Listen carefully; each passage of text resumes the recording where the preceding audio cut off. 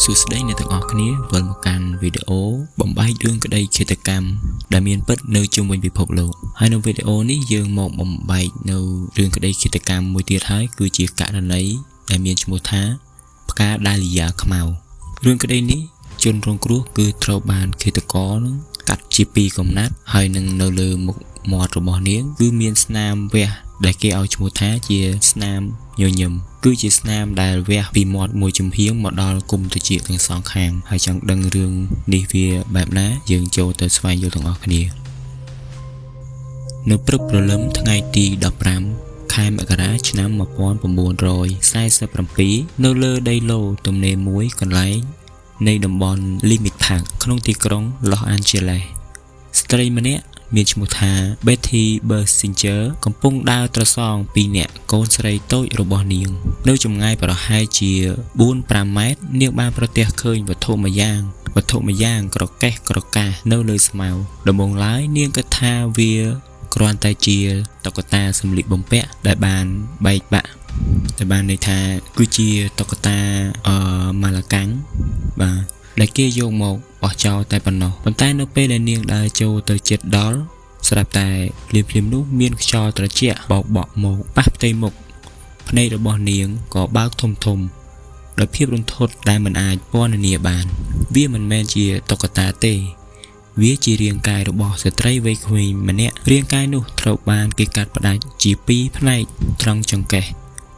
ស្បែកសស្អាតត្រូវបានគេលាងសម្អាតរហូតគ្មានសល់ដំណក់ឈាមសូម្បីតែមួយតក់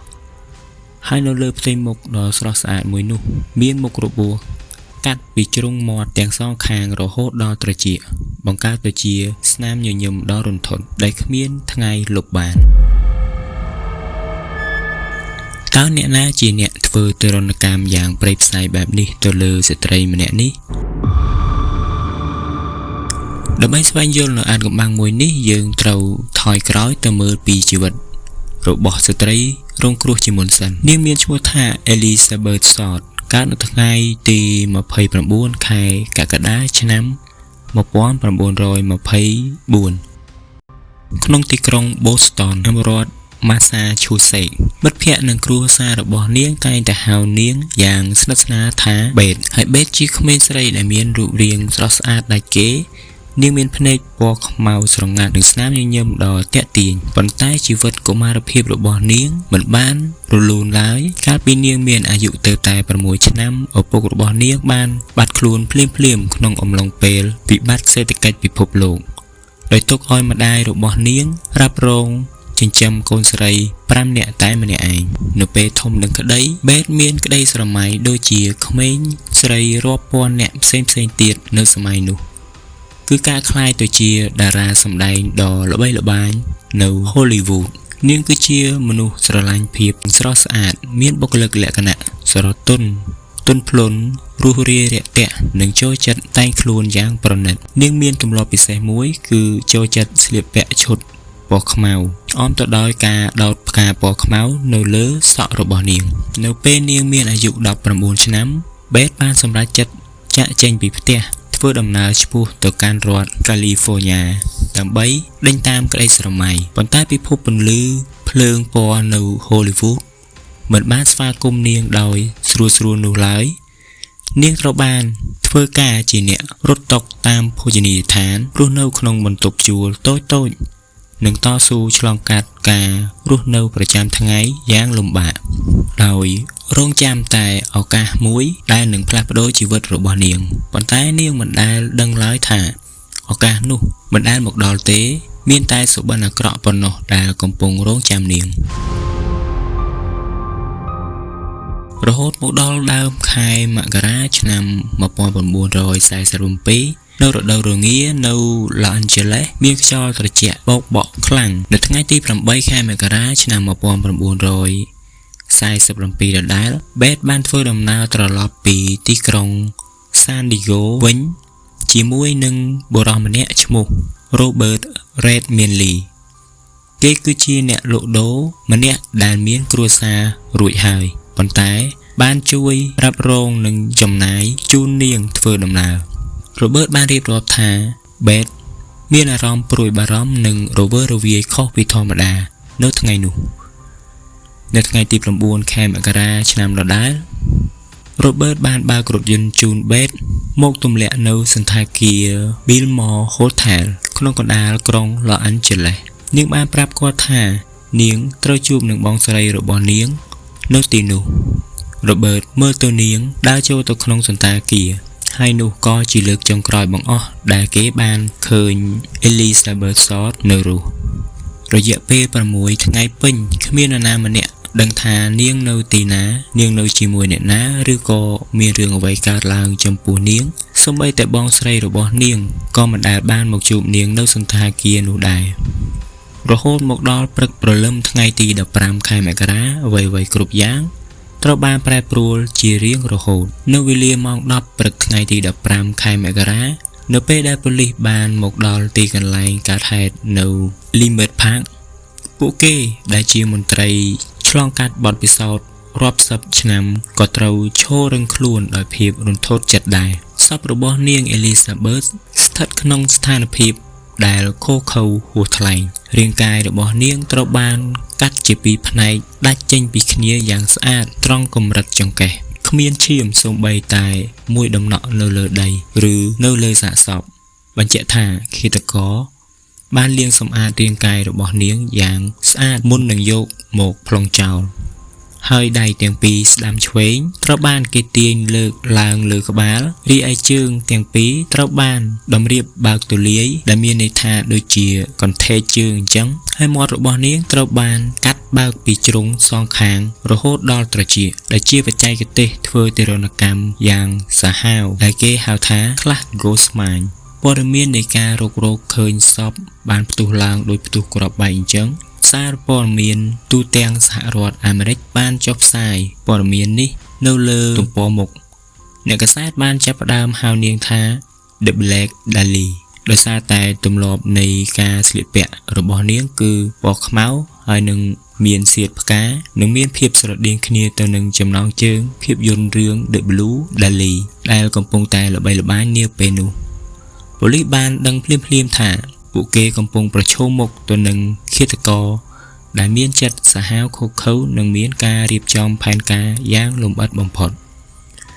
ប៉ុន្តែភស្តុតាងមួយបានផ្ញើតាមប្រអប់សម្បត្តិនិងផ្លាស់ប្ដូរទិសដៅនៃការស៊ើបអង្កេតទាំងស្រុង9ថ្ងៃនៃការរកឃើញសពអ្នកនិពន្ធនាយកនៃកាសែត Los Angeles បានទទួលការហៅទូរស័ព្ទពីបុរសអានកំបាំងម្នាក់សម្លេងចុងខ្សែក្បោះក្បាយបាននិយាយថាអ្នកមិនទាន់រកឃើញភស្តុតាងត្រឹមត្រូវទេមែនទេចាំមើលកញ្ចប់សម្បត្តិដែលខ្ញុំនឹងផ្ញើឲ្យប៉ុន្មានថ្ងៃចុងក្រោយមកកញ្ចប់អានកំបាំងមួយបានមកដល់ប្រអប់សម្បត្តិរបស់អ្នកកាសែតនៅក្នុងកញ្ចប់នោះឃាតករបានលាងប្រេងកាតនៅលើវត្ថុតាងដើម្បីលាងស្នាមដិតមេដៃវត្ថុនៅក្នុងនោះរួមមានសម្បត្តិកំណើតរបស់ Elizabeth រូបថតផ្ទាល់ខ្លួនរបស់នាងនិងសៀវភៅអាសយដ្ឋានតូចមួយដែលមានកត់ត្រាឈ្មោះនិងលេខទូរស័ព្ទមនុស្សជាង75នាក់ប៉ូលីស Los Angeles ដែលហៅកាត់ថា LAPD និងអង្គភាព FBI បានដាក់កម្លាំងស៊ើបអង្កេតធំផុតលេខក្នុងប្រវត្តិសាស្ត្រមនុស្សជាង 10,000 នាក់ត្រូវបានសាកសួរហើយមនុស្សជាង150 នាក់ត្រូវបានដាក់ក្នុងបញ្ជីជនសង្ស័យក្នុងចំណោមនោះមានជនសង្ស័យចម្បងចំនួន3រូបដែលធ្វើឲ្យប៉ូលីសសង្ស័យខ្លាំងបំផុតជនសង្ស័យទី1គឺ Robert Red Malley ដែលគាត់គឺជាមនុស្សចុងក្រោយដែលបានឃើញ Beth នៅរស់ប៉ូលីសបានចាប់ខ្លួនគាត់និងសាកសួរយ៉ាងមុតមមព្រមទាំងឲ្យគាត់ធ្វើតេស្តកុហកប៉ុន្តែគាត់បានឆ្លងកាត់តេស្តនោះដោយជោគជ័យហើយមានភស្តុតាងបញ្ជាក់ទីតាំងច្បាស់លាស់ថាគាត់នៅជាមួយប្រពន្ធរបស់គាត់នៅថ្ងៃដែលកើតហេតុគាត់បានត្រូវបានដោះលែងមកវិញចំណែកឯជនសង្ស័យទី2គឺ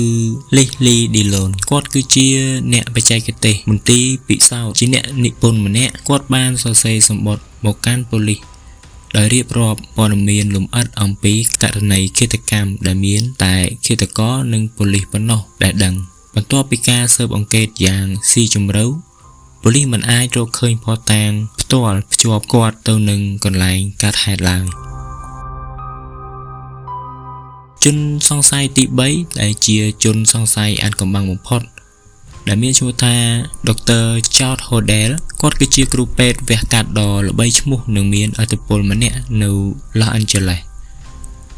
ហេតុអ្វីបានជាគាត់ក្លាយទៅជាជនសង្ស័យបច្ចេកទេសនៃការកាត់សពជាពីរផ្នែកទាមទារឲ្យមានជំនាញវះកាត់កម្រិតខ្ពស់ដែលជាមនុស្សធម្មតាមិនអាចធ្វើបានឡើយ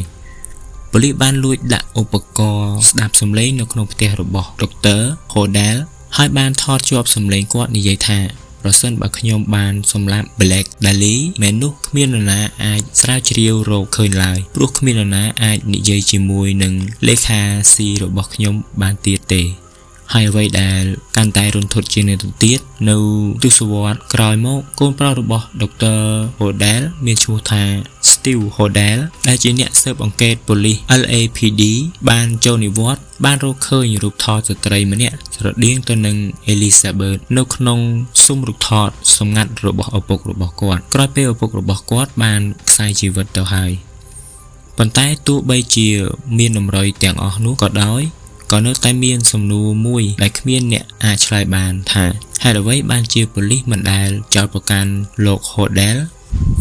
អញ្ចឹងយើងមកមើលនៅចំណុចដែលបំបីករណីនៅក្នុងករណីឃាតកម្មភាគច្រើនប៉ូលីសតែងតែជួបចំណុចបំបែកតាមរយៈ DNA ស្នាមប្រឌិតមេដៃឬក៏ការសារភាពទោសផ្សេងៗប៉ុន្តែសម្រាប់ករណីផ្កាដាលីមកអ្វីៗគ្រប់យ៉ាងប្រែជាច្របូកច្របល់និងខុសប្រក្រតីទាំងអស់ការស៊ើបអង្កេតគឺតែងតែមានឧបសគ្គការបំផ្លាញភស្តុតាងដោយសារព័ត៌មានអ្នកកាសែតរាប់រយនាក់បានរត់ជន់ដែនដីកន្លែងកើតហេតុមុននឹងប៉ូលីសប្រមូលភស្តុតាងរួចរាល់ពួកគេថែមទាំងបានយកសៀវភៅនិងរូបថតនិងសម្បត្តិផ្ទាល់ខ្លួនរបស់ Beth ចេញពីផ្ទះរបស់នាងទៀតផងហើយការសារភាពក៏មានភាពភូតភរកុហកមានមនុស្សជាង60នាក់ទាំងប្រុសទាំងស្រីបានដើរចូលប៉ុស្តិ៍ប៉ូលីសហើយសារភាពថាខ្ញុំជាអ្នកសម្លាប់ Black Dahlia មនុស្សខ្លះធ្វើបែបនេះដោយសារតែចង់បានឈ្មោះល្បីហើយមនុស្សខ្លះទៀតមានជំងឺផ្លូវចិត្តការនេះបានធ្វើឲ្យប៉ូលីសបានបាត់បង់ពេលវេលាយ៉ាងច្រើនក្នុងការបំបែករឿងក្តីពិតនិងរឿងคล้ายៗបន្ទាប់មកការសង្ស័យយ៉ាងខ្លាំងថាមន្ត្រីជាន់ខ្ពស់ក្នុងនាយកដ្ឋានប៉ូលីសនិងអ្នកមានឥទ្ធិពលនៅ Los Angeles បានជួយបិទមាត់បិទបាំងសំណុំរឿងនោះដោយការពារលោក Dr.